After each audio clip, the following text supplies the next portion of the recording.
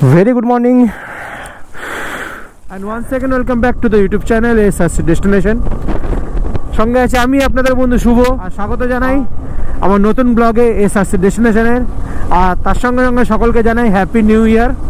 আর এই নিউ ইয়ারের মানে 2025-এর ফার্স্ট রাইড হতে চলেছে আজকে আমার। এটা কোথায় যাচ্ছি না যাচ্ছি সবই আপনাদেরকে জানাবো, কিন্তু খানিকক্ষণের মধ্যে। টাইম হচ্ছে এখন সকাল 5:30 আর রাইডটা আমি ক্রস করছি এখন টপিন রোড। এবারে যে জার্নি সেই জার্নি বেসিক্যালি আমার হচ্ছে সোলো জার্নি। একদিন বা দুদিনের ট্রিপ হবে, সঙ্গে থাকুন সেটা জানতে পেরে যাবেন। আর এই যে টাইমটা আমার সবচেয়ে ফেভারিট টাইম, কারণ এই সময়তে রাস্তার সব লাইট বন্ধ করে দেয়। আর জানা না যেটা অন্ধকার থাকলে পরে গোপুরো কানা, তাই একটু দিনের আলো ফুটুক, দেন আপনাদের সঙ্গে কথা হচ্ছে, জানাচ্ছি আপনাদেরকে কোথায় যাচ্ছি না যাচ্ছি। আচ্ছা এখন 6:05 আর নাও আমাদের জার্নি এখন শুরু হলো। আমি এখন আছি বালি ব্রিজের ওপরে।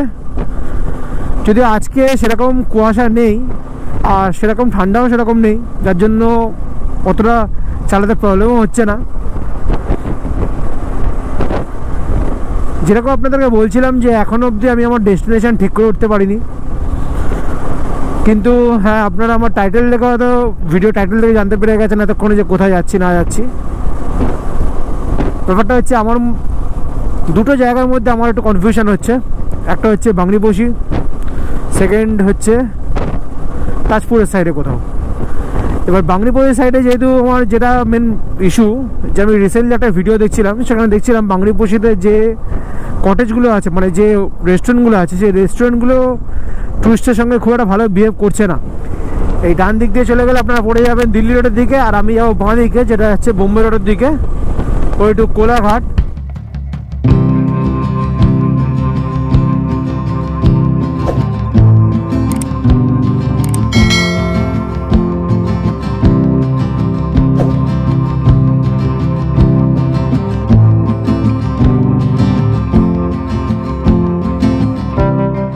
ক্রস করছি আজকের দিনের প্রথম toll plaza, Dhulaghat toll plaza. Time হয়েছে 6:30।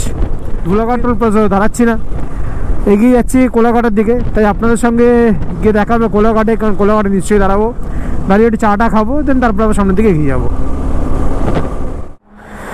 টাইম হয়েছে এখন সকাল 7টা আর আমি এসে পৌঁছে গেছি কোলাঘাটে। আর দাঁড়িয়েছি হচ্ছে রাধাকৃষ্ণ হোটেল অ্যান্ড রেস্টুরেন্টে। এখানে দেখি কি পাওয়া যায় না পাওয়া যায়। এদিকে আপাতত সূর্য দেবতা উঁকি মেরেছে, ঠান্ডা মোটামুটি, ভালো লাগছে রাইড করতে। তো চলুন এখানে দেখি কি ব্রেকফাস্টে পাই। টাইম হচ্ছে 7টা আর আমি এসেছি হোটেলে। এখানে আমার আলু পরোটা চলে এসছে। এখানে খেলাম আলুর পরোটা, সব মিলিয়ে বিল হলো 100 টাকা। এক কাপ চা, তার সঙ্গে আলুর পরোটা 80 টাকা। সরি, এক কাপ চা হচ্ছে 2 টাকা, তার সঙ্গে আলুর পরোটা হচ্ছে 60 টাকা। তো চলুন আবার জার্নি শুরু করি, দেখা হচ্ছে আমার বাইকিং। টাইম হয়ে যায় 7:38। আমি এখান থেকে এখন বেরোচ্ছি, এখন ব্রেকফাস্ট কমপ্লিট করে জাস্ট। আর সামনে থেকে আমি নেবো বাঁ দিকে। আর এই যে রাস্তাটা এটা সোজা চলে যাচ্ছে খড়গপুরের দিকে, আমি যাবো বাঁ দিকে। নন্দকুমার থেকে আমি নেবো আবার ডান দিকে।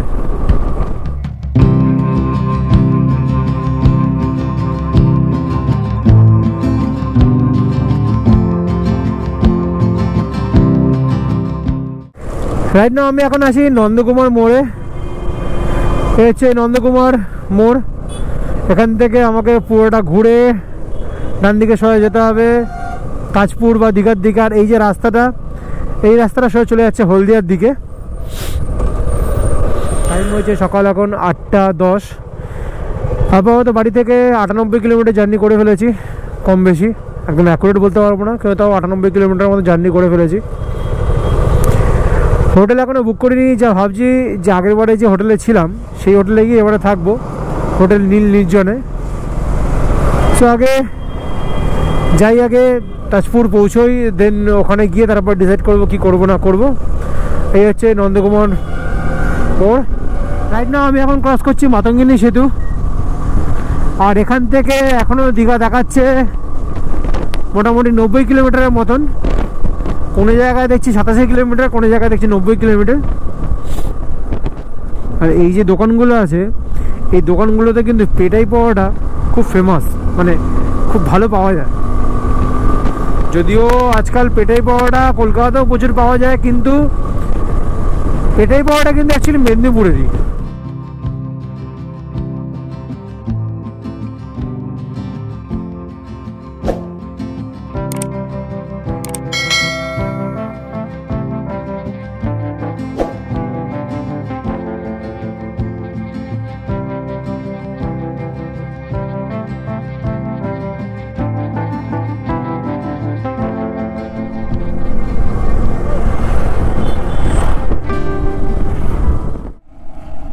রাইট নাও আমি এখন আছি নাচিন্দা কালীবাড়ি থেকে নিয়ার অ্যাবাউট 5 কিলোমিটার আগে। এখন সকাল 8:30। তো আশা করছি যে মোটামুটি 9:30টার মধ্যে আমি পৌঁছে যাব। ওয়েদার যথেষ্ট ভালো, বেশ ফুরফুরে হাওয়া দিচ্ছে।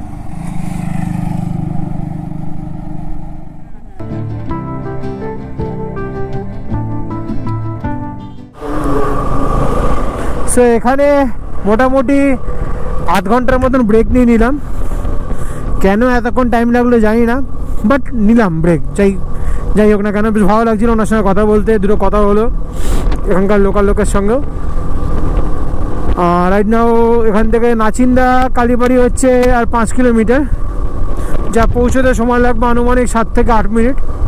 তারপরে আমার যা ফাইনাল ডেস্টিনেশন সেটা হচ্ছে তাজপুর। সো এখানে খেলাম ডাব নিল 50 টাকা করে। খুব ভালো ডাবটা খেতে, মানে খুব ভালোই ছিল। ডাবে জলও ছিল, মিষ্টিও ছিল। এই জায়গাটায় বেসিক্যালি এখন অন্যান্য বার এসেছি, ততবারই দেখেছি এখানে মাছ চাষ হতে, কিন্তু এখন যেহেতু সিজনটা শীতের, তাই এবারে কিন্তু সেরকম মাছ চাষ দেখলাম না হতে। পৌঁছে গেছি আমি নাচিন্দা, আর আমার সামনে বাঁদিকে হচ্ছে নাচিন্দা কালী মন্দির। একবার এখানে ঢুকবার চেষ্টা করবো, জানি না গাড়ি নিয়ে এখানে ঢুকতে দেয় কিনা। যদি গাড়ি নিয়ে ঢুকতে দেয় তাহলে একবার ঢুকবো, মাকে প্রণাম জানাবো, জানিয়ে আবার সামনের দিকে এগিয়ে যাব।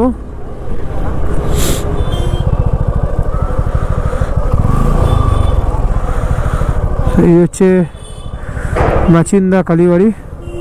প্রতিবারই যখন এখানে আসি তখন ভাবি যে একবার এই মন্দিরে ঢুকবো, কিন্তু প্রতিবারই হয়ে ওঠে না। আর যেহেতু এবারে একাই জার্নি, যার ফলে কি যেখানে ইচ্ছে সেখানে দাঁড়াতে পারবো, তাই অনেক দিনই যে আশাটা ছিল যে নাচিন্দা কালী মন্দির আসবো, সে আশাটা পূরণ হলো। তো এখান থেকে এখন বেরোই এখান থেকে, কারণ সকাল সকাল বেরিয়েছি, চান টান হয়নি, তাই পুজো দিতে পারবো না। মাকে প্রণাম জানিয়ে আমার জার্নি আবার আমি কন্টিনিউ করি। পরে কখন আবার আসবো, এসে মাকে পুজো দিয়ে যাবো। চলুন এগিয়ে যাওয়া যাক আবার তাজপুরের দিকে।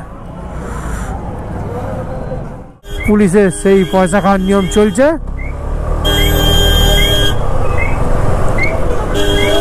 তো রাইট নাও আমি এখন আছি কাঁথি মোড়েতে। বাঁদিকে হচ্ছে কাঁথি সিটি, আর এই বাঁদিক দিয়ে গেলে পরে আপনারা নতুন মেইন ডে পড়ে যাবেন, যেখান থেকে আপনারা মন্দারমণি হয়ে তাজপুর পৌঁছতে পারবেন। কিন্তু মন্দারমণি থেকে তাজপুর যাওয়ার রাস্তার অবস্থা খুবই খারাপ নতুন মেইন ডে দিয়ে গেলে পরে। তার জন্য আমি এখন ডান দিক ধরে যাব, যেটা পুরনো রোড দীঘা যাওয়ার। আর এখান থেকে 20 কিলোমিটার মতন লাগবে, কিন্তু যেহেতু রাস্তা সিঙ্গেল লেন, তারপরে রাস্তাতে টুকটাক ভিড়ও আছে, টোটোর জ্যাম আছে, অটোর একটা ক্রাউড আছে, তাই টাইম একটু বেশি লাগবে।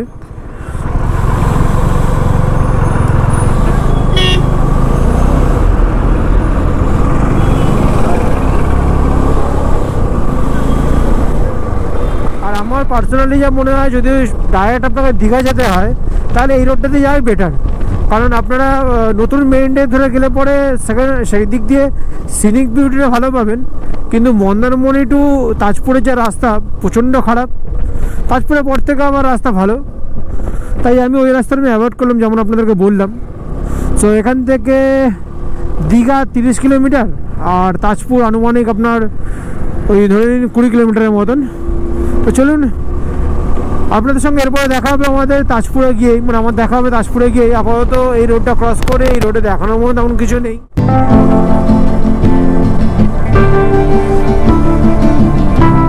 বালুশাহী মোড় থেকে বাঁদিকে গিয়ে 5 কিলোমিটার গেলে পরে পড়বে তাজপুর।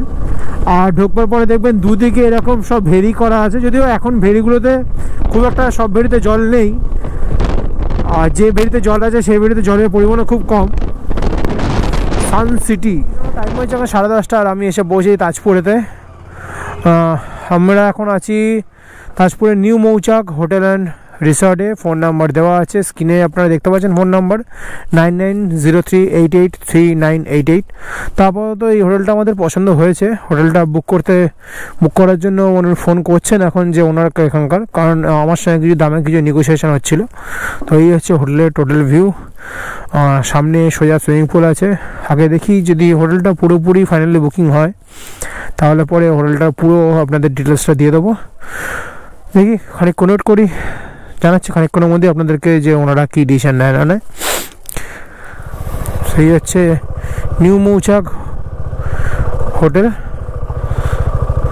সো এখানে রাখবো না আগে? আমাদের রুমটা আমাদের সামনের দিকে, বাট এখানে হচ্ছে পার্কিং। সো এখানে গাড়ি পার্ক করি, দেন কথা হচ্ছে আপনাদের সাথে খানিকক্ষণের মধ্যে আবার। এই হচ্ছে এখানকার ওনাদের সুইমিং পুল এরিয়া, যদিও এখন সুইমিং পুলে কেউ নেই কারণ ওয়েদার এখন যথেষ্ট ঠান্ডা। আর আমি রুম নিয়েছি সামনে।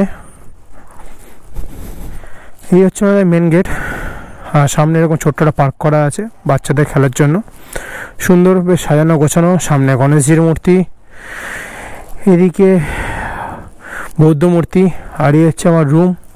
একবার সামনে দিয়ে রুমটা আপনাদের দেখিয়ে দিই। আমি একদম ফ্রন্টের রুমটাই নিয়েছি, যদিও দাদারা বললো এই রুমটা ভাড়া 3600 টাকা, কিন্তু যেহেতু এখন অফ সিজন সেই জন্য এটা এখন আমাকে সিঙ্গেলে দিল 1400 টাকায়, যেহেতু কালকে সকালবেলায় বেরিয়ে যাবো আবার। তো এই হচ্ছে টোটাল রুম। একটা বড় বেড, ওদিকে একটা আলমারি, এদিকে একটা আয়না, তার সঙ্গে টিভি, ওদিকে একটা ছোট ফ্রিজও দেওয়া আছে, তার সঙ্গে একটা আলমারি আছে। আর এই হচ্ছে ওয়াশরুম, সুন্দর বেশ সাজানো গোছানো। চলুন আমি আগে ফ্রেশ হয়ে দেন আপনাদের সঙ্গে দেখা হচ্ছে আবার খানিকক্ষণের মধ্যে। টাইম হয়েছে এখন দুপুর 2টো, আর জাস্ট ফ্রেশ হয়ে আমি বেরোচ্ছি এখন খাবারের জন্য, কারণ হোটেলে এখন লোক খুবই কম, তার জন্য এদের সেরকম কোনো ফুড এখন রেডি করা নেই। তো আমি এখন যাব সমুদ্রের পাড়েতে, যেখানে খাবার দাবার অ্যাভেলেবেল আছে সেখানে। বাড়ি থেকে বেরিয়ে এলাম একটু তাজপুর বিচে, যদি আমাদের হোটেল থেকে হাঁটা 5 মিনিট পড়বে, কিন্তু আমার এখনও হাঁটতে ইচ্ছা হচ্ছিল না, যার জন্য আমি এখানে চলে এলাম বাইক নিয়েই। আর এই বাঁদিকে যে দেখছেন এগুলো সব হচ্ছে এখানকার খাওয়ার দোকান। একদিনের জন্য যদি কেউ মনে করেন কেউ এসে রেস্ট করবেন, তাহলে তাদের পক্ষে এই জায়গাটা নো ডাউট খুবই সুন্দর জায়গা। বাঁদিকে সব ছোটো ছোটো খাওয়ার দোকান, আর এখানে টুকটাক কিছু খেলনার দোকান। আর এই হচ্ছে এখানকার বিচ। সামনে যাই না কতটা ক্যামেরা দেখতে পাওয়া যাবে, কিন্তু এই যে ব্রিজটা দেখতে পাওয়া যাচ্ছে ওটা মন্দারমণি থেকে আসবার সময় ওটা ক্রস করে আসতে হয়। আর মন্দারমণি ঠিক পরে ওই দিকটা পরে মন্দারমণিটা।